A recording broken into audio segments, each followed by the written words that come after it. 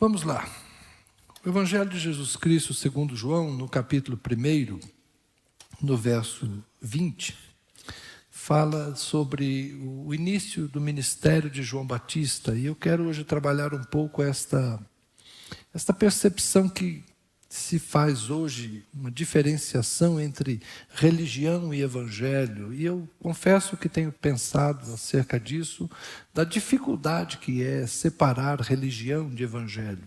Eu talvez discorde até mesmo dessa construção.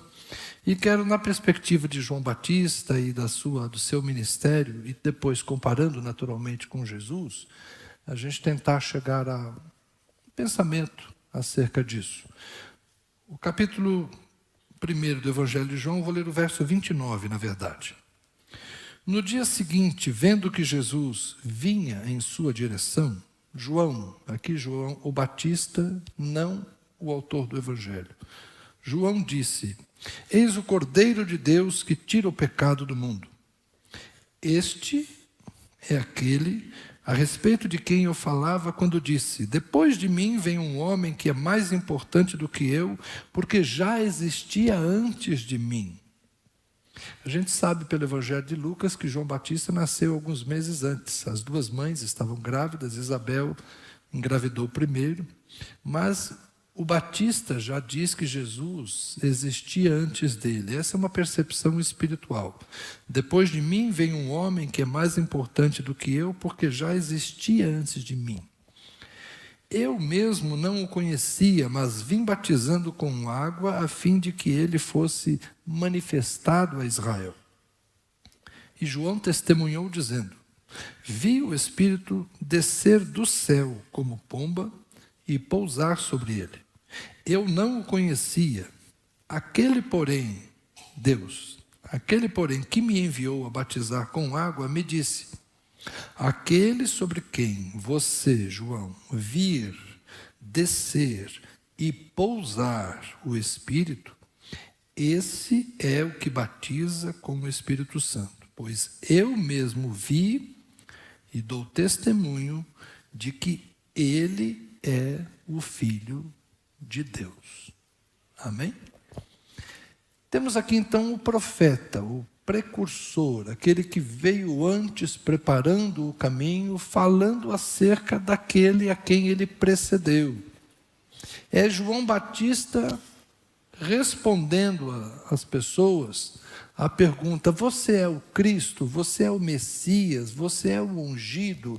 Você é aquele que os profetas anunciaram que viria, trazendo uma nova era, um novo tempo, trazendo de volta a glória de Israel? É você esta pessoa? E ele diz: não. Eu sou a voz que clama no deserto. Eu sou aquele que prepara o caminho para o Senhor. Eu sou o arauto. Eu venho antes dizendo quem é ele. Então João Batista, depois de 400 anos de silêncio profético, apareceu no deserto dizendo: arrependam-se, porque o reino de Deus está próximo. Ele é, portanto, a voz que chama as pessoas para o arrependimento. A figura de João Batista foi enaltecida por Jesus. Em dado momento, quando João estava preso, João tem a sua crise, né? João tem as suas dúvidas e manda emissários a Jesus. Está no capítulo 7 do Evangelho de Lucas: é você mesmo ou devemos esperar outro? E Jesus responde usando Isaías 35, digam a João que os cegos veem, que os surdos ouvem, que os coxos andam e que aos pobres é pregado o reino de Deus. Então Jesus manda uma resposta para João dizendo: sim, eu sou o Messias. João teve o seu momento de dúvida, João teve o seu momento de insegurança. Por quê? Porque a sua expectativa em relação ao que Jesus deveria fazer não estava batendo com aquilo que ele estava vendo. E é um pouco disso que eu quero trabalhar. Se a voz, se o profeta não conseguiu entender exatamente o ministério de Jesus e teve o seu momento de dúvida, Eu creio que nós também, tão distantes destes fatos ocorridos, embora analisando depois os fatos é mais fácil, mas nós também podemos ter certas dúvidas acerca do ministério de Jesus, de quem é Jesus, do que Jesus faz. Jesus é a pessoa mais conhecida no Ocidente. Jesus é um nome popular, está na boca do povo. Ai Jesus. Não é difícil encontrar quem saiba quem é Jesus. Não é difícil encontrar representações gráficas de Jesus, imagens de Jesus. Mas compreender Jesus na sua profundidade também não é simples. Jesus é algo que transcende, não é verdade? Então, falar de Jesus é sempre interessante e sempre oportuno. E eu quero observar, de início, essa percepção de Jesus como o Cordeiro de Deus. A primeira vez que João Batista fala de Jesus é no início do ministério, aliás, antes de iniciar o ministério de Jesus, ele já diz: Ele é o Cordeiro de Deus que tira o pecado do mundo. A figura do Cordeiro tem a ver com sacrifícios que eram feitos em Jerusalém. E eu estava pensando, será que João já está apontando para a cruz? Será que João já tem a compreensão da cruz? E eu creio que não. Eu creio que não é essa a situação. Eu creio que a questão de João é uma comparação com o cordeiro que era sacrificado lá no templo em Jerusalém. Porque o próprio João desenvolveu um ministério de perdão de pecados, mas de uma forma alternativa ao templo.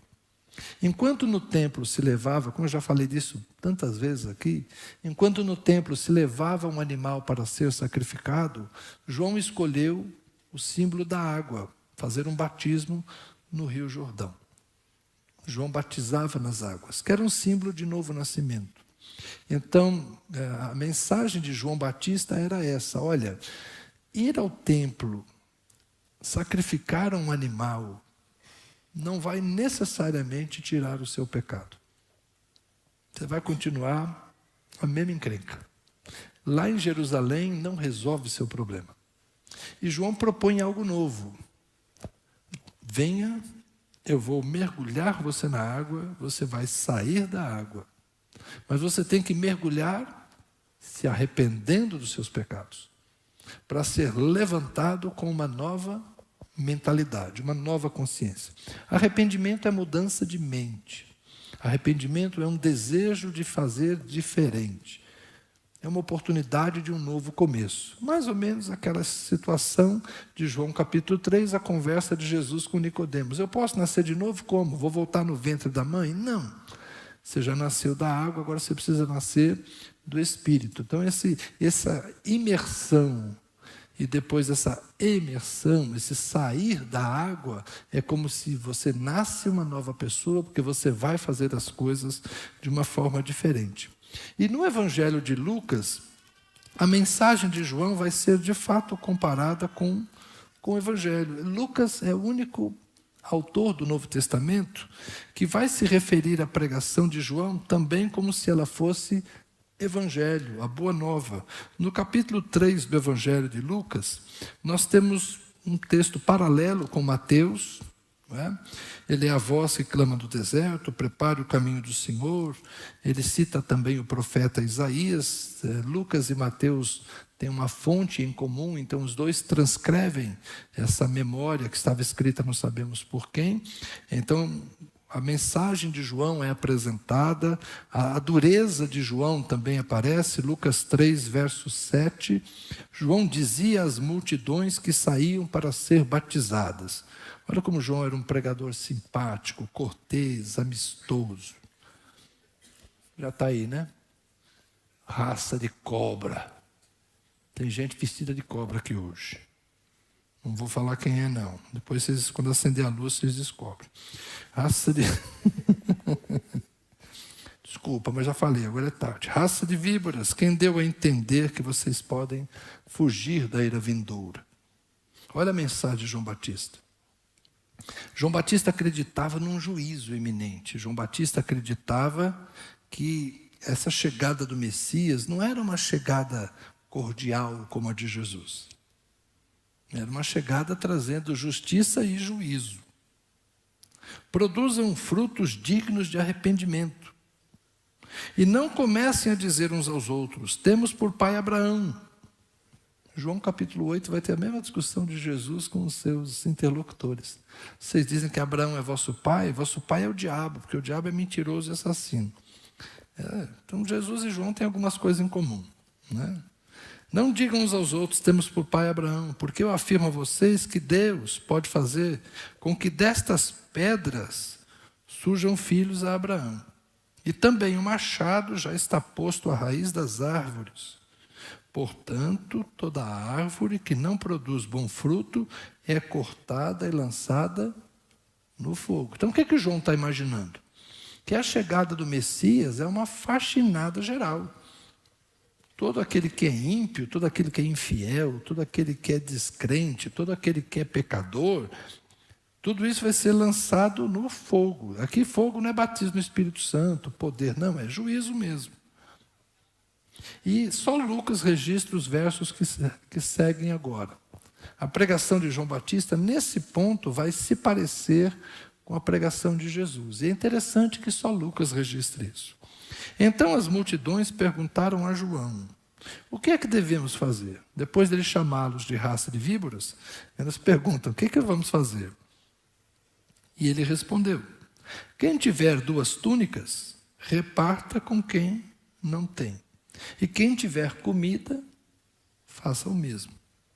Lembra Jesus, não lembra? Também alguns publicanos chegaram para ser batizados e perguntaram a João: mestre, olha aqui a palavra mestre, rabi, o que devemos fazer? E ele respondeu: não cobrem mais do que o estipulado. Então, honestidade, justiça. Também soldados lhe perguntaram: e nós, o que devemos fazer? E ele lhes disse: não sejam prepotentes, abuso do poder. Não façam denúncias falsas e contentem-se com o salário, soldo que vocês recebem. Percebam que João tinha conselhos práticos também para a vida cotidiana, não muito diferente de Jesus. Justiça, amor, solidariedade, verdade, honestidade, construção de um ambiente de paz, não é? Até mesmo dos que exerciam a força, os soldados, João recomendava que eles não abusassem deste direito que o Estado romano lhes conferia. Então percebam que há em João e há em Jesus muita semelhança na pregação. Deixa eu seguir a leitura. Estando o povo na expectativa e pensando todos em seu íntimo a respeito de João, se por acaso ele não seria o próprio Cristo, João tratou de explicar a todos: eu, na verdade, batizo vocês com água, mas vem aquele que é mais poderoso do que eu, do qual não sou digno de desamarrar as correias das suas sandálias. Ele os batizará com o Espírito Santo e com fogo. Ele tem a pá em suas mãos para limpar a sua eira e recolher o trigo no seu celeiro. Porém, queimará a palha no fogo que nunca se apaga. Perceba que são as duas ações, não é? Ele batiza com o Espírito e com fogo. O Espírito é para dar vida. O fogo é juízo. Assim como o trigo no celeiro e a palha no fogo. Está claro? E assim, com muitas outras exortações, João anunciava o Evangelho ao povo. Não é interessante? Que Lucas chama a mensagem de João de Evangelho. Então, afinal de contas, o que é o Evangelho? Se a mensagem de João é Evangelho, há 2 elementos importantes. Arrependam-se. O reino de Deus é chegado. E isso significa que a justiça de Deus vai se manifestar. Mas também a era do Espírito é chegada. Porque aquele que vem após mim, eu batizo com água, mas ele batiza com o Espírito Santo. Então são essas duas realidades que se apresentam na mensagem de João Batista e igualmente na mensagem de Jesus. Jesus vem pregando arrependimento na mesma tônica de João. É claro que a gente não encontra nos evangelhos, e se você for pesquisar, procure a palavra pecado na boca de Jesus. É muito raro nos evangelhos. Jesus não falava nessa mesma veemência de João. E talvez por isso João tenha ficado em dúvida. Porque enquanto João tinha uma vida de asceta, João era afastado tanto do templo em Jerusalém, que naquela época era um sacerdócio corrupto, ele também era afastado do povo. João desde cedo foi separado como nazireu, segundo a tradição do judaísmo, então ele não bebia bebida forte. E João não teve família, então João era um asceta, ele vivia isolado. É uma forma de se preservar do contato com o mundo. Mas Jesus era o contrário. Jesus foi acusado de ser glutão e beberrão, porque ele se sentava com as pessoas e comia com publicanos e pecadores. Então, o estilo de vida de Jesus, o estilo de vida de João Batista era muito diferente, embora a mensagem de ambos fosse similar. Eles falavam a mesma coisa, mas agiam de forma totalmente diferente. Por quê? Como cristãos, a gente entende com facilidade. Para manter-se santo, João tinha que manter-se isolado. Era a forma como João encontrou para desenvolver seu ministério em santidade. Eu sou um profeta, eu nasci com uma missão. Meu pai já disse lá quando eu nasci que meu nome era João e que eu seria a voz que anunciaria a chegada do Messias. Então eu tenho uma missão, a minha vida já está determinada, eu já nasci predestinado. E ele foca naquilo que lhe foi confiado por seu pai Zacarias, sua mãe Isabel. Ele já conhece o seu destino. Jesus também conhece o seu destino. Jesus sabe quem ele é. Só que Jesus é Deus e João é homem como nós.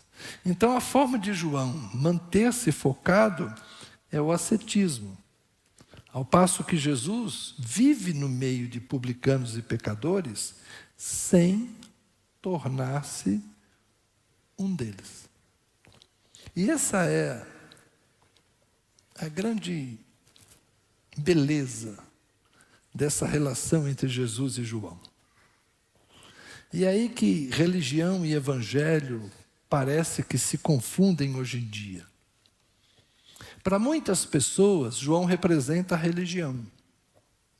Porque João tem as suas práticas ascéticas, ele não faz isso, ele não faz aquilo, ele come gafanhoto e mel silvestre, ele não se mistura com sacerdotes corruptos, mas ele está lá na sua missão, pregando e falando, batizando, e raça de víbora para enfim. João é o típico religioso. Alguns vão dizer que João é um fanático religioso.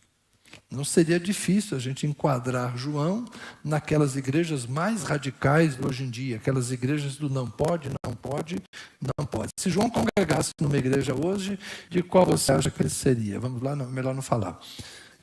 Está na internet. Né? Eu sei que Deus é amor, Silas. Deus é amor, certamente. Deus te ama, Silas. Mas é assim, né? Eu conheço, né, e vejo, é visível quando você está na rua e vê, às vezes, uma mulher com vestidos longos, cabelos embranquecidos, sem maquiagem, sem nenhum adereço. Você vê um homem de manga comprida, só bigode, sem barba. Enfim, tem até essas coisas do estereótipo. Né? Mas não é só isso. Não é só isso. É aquela pessoa que não vê televisão, que não ouve rádio, que não joga futebol, que não isso, não aquilo. Então, para nós, o estereótipo do religioso é aquele que vive na limitação das proibições. Ok.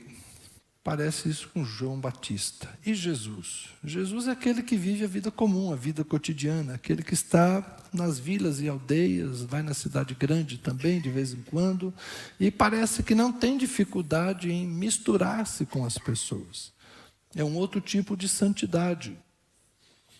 É uma santidade que é maior do que a influência externa. Mas será que a gente consegue viver nesse padrão de Jesus? Ou será que alguns de nós terão que se refugiar no outro padrão de João Batista para conseguir sentir-se seguro? Então é aí que às vezes religião e evangelho parecem ser diferentes na cabeça das pessoas, né? João Batista representa o modelo religioso e Jesus é o evangelho. Mas espera lá, o que você quer dizer com evangelho? Quer dizer que aqui pode tudo? Aqui é liberado? Aqui a gente é livre? Aqui a gente faz o que quer? Olha lá, pensa bem. Pensa bem. Porque o evangelho tem a ver com aquilo que João disse também.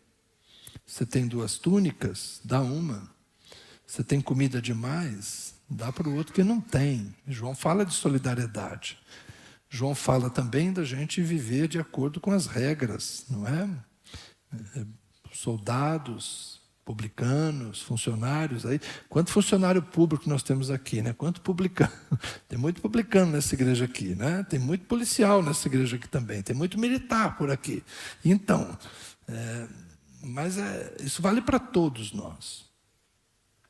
Vivermos com dignidade, vivermos com justiça, vivermos com modéstia, vivemos com responsabilidade, temos o grande desafio de nos enquadrarmos também na pregação de João Batista e de Jesus acerca de uma vida que reflita esse caráter de quem quer participar do reino de Deus.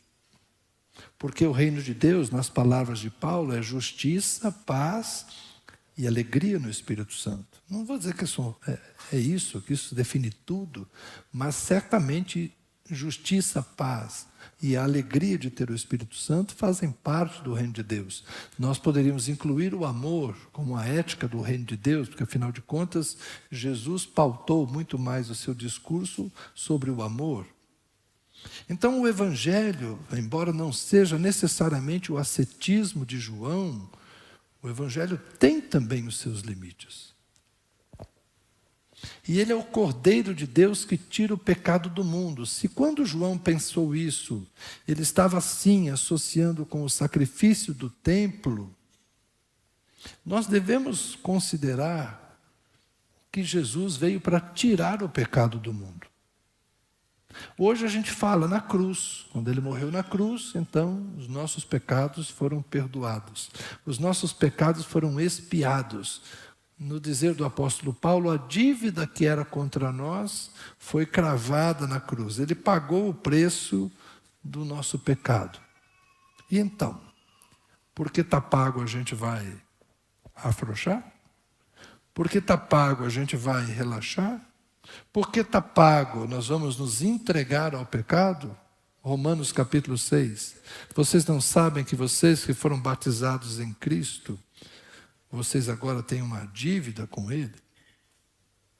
O nosso pecado foi perdoado, e é por causa disso, porque fomos perdoados graciosamente, que nós vamos nos entregar ao pecado? Não, de forma alguma.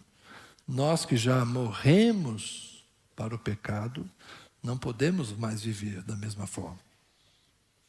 Então o Evangelho, embora pareça ser diferente da religião e do ascetismo de João, da religiosidade do não pode, o Evangelho tem sim os seus aspectos muito importantes sobre a ética, sobre justiça, sobre verdade, sobre amor, sobre paz, sobre lealdade. Há muitos valores implícitos no Evangelho. E nós não podemos, em Cristo, viver uma vida de forma leviana. Então, não pense que o Evangelho é graça de graça. O Evangelho é graça, mas com compromisso. O Evangelho é graça, mas com responsabilidade. O Evangelho é graça, mas é com santidade. O Evangelho é graça, mas é com gratidão no coração. Agradecido porque Cristo pagou pelo meu pecado, eu agora vivo para Cristo, procurando não mais pecar. A frase de Jesus era simples, quando um pecador se aproximava dele. Qual era a resposta comum nos lábios de Jesus? Vai e não peques mais. De modo, meus irmãos, será que a gente pode dizer que o Evangelho não é religião? É. Se religião tem a ver com a forma como a gente vive, se religião tem a ver com o sentido da vida, religião responde às perguntas básicas da existência. Religião responde às perguntas de quem sou eu, o que eu estou fazendo aqui e para onde eu vou. A religião responde essas perguntas, todas as religiões. Quem sou eu, qual o motivo da minha existência e o que existe depois, para onde eu vou. O Evangelho vai dizer que quem somos nós? Nós somos novas criaturas nascidas pela bondade de Deus em Cristo Jesus, porque recebemos dele o Espírito Santo, recebemos dele o Espírito da graça. O que nós estamos fazendo aqui? Nós agora vivemos para dar testemunho dessa graça que nos alcançou. Nós agora vivemos para a glória de Deus, como escreveu também Paulo. Tudo o que fazemos, seja palavras, seja em obras, façamos para a glória de Deus. Então dá um sentido de existência. Por que nós vivemos? Nós vivemos para a glória de Deus. Que Deus? O Deus que em Cristo Jesus nos alcançou e nos salvou. E dá um sentido posterior, né? Um sentido último. Nós acreditamos na vida eterna, nós acreditamos na nossa esperança, é por isso que a gente vai repetir a música, até que Ele venha, até que Ele venha. Então sim, o Evangelho é um estilo de vida compatível com uma religião. Então, embora alguns digam aí, religião, evangelho, na verdade é o seguinte, a gente tem o ascetismo de João e nós temos a vida no Espírito em Jesus.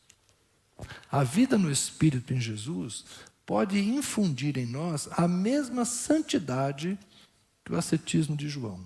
Mas enquanto João se submetia a um isolamento por vontade humana, com muita força, e lá no cárcere ele viveu a sua crise, a gente que tem a vida no Espírito consegue fazer com mais naturalidade. Por isso Jesus disse que uma criança no reino de Deus é maior do que João. Porque João é o último da velha aliança. E todos nós estamos aqui sob a marca da nova aliança. Nós agora nascemos da água e do Espírito. Então, com o Espírito Santo, a gente consegue coisas que só pela vontade humana eram muito difíceis. Mas a gente precisa querer viver a nova vida no Espírito. Então, sim, somos religiosos. Sim. Ser um crente, como disse a Alessandra, batista, é fazer parte de uma religião. Ser membro dessa igreja é ser religioso. E é um convite a uma vida de santidade. É um convite a repartir aquilo que temos. É um convite a vivermos com dignidade dentro dos limites do nosso sustento. É um convite a cuidarmos bem de nós mesmos, de nossa casa, cuidarmos bem uns dos outros. É um convite a usarmos bem as habilidades que temos para sentir, pensar e falar, foi a nossa conversa hoje de manhã, é sermos verdadeiramente gente que conhece Jesus, que ama Jesus, que serve a Jesus e que espera nele. E até que ele venha, a gente vai sendo transformado de fé em fé, de glória em glória. E aquele que em nós começou a boa obra, vai completá-la até o dia de Cristo. A gente vive nessa esperança. Então eu quero convidar você, sim, a ver no Evangelho de Jesus um convite a uma vida de responsabilidade, santidade, compromisso com o reino de Deus. Como ouvimos hoje, Juliana falou tão bem aqui hoje, a nossa esperança está nele.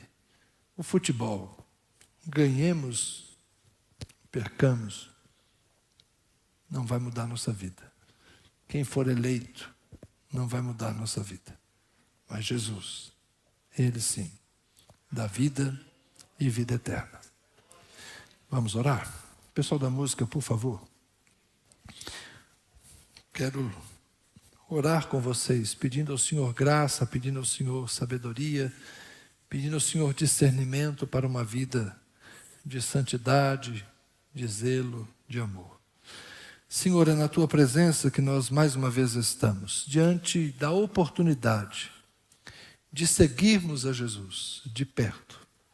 Estamos diante da oportunidade de fazermos as nossas escolhas. Há muitas vozes no mundo, há muitos altares, há muitos deuses, muitos cultos, muitas venerações e adorações, mas nós queremos olhar para Jesus, queremos compreender Jesus. Que a nossa denominação não seja um falso altar, Senhor. Que as nossas preferências pessoais não sejam falsos altares. Que nada ocupe o lugar que pertence exclusivamente ao Senhor. Que o nosso coração esteja posto em Ti, que os nossos olhos estejam fitos em Ti, que as nossas mãos se estendam para receber do Senhor aquilo que tens para nós. E que os nossos pés, Senhor, possam trilhar os caminhos do Senhor. Queremos andar por onde Jesus andou, seguir de perto os passos dele.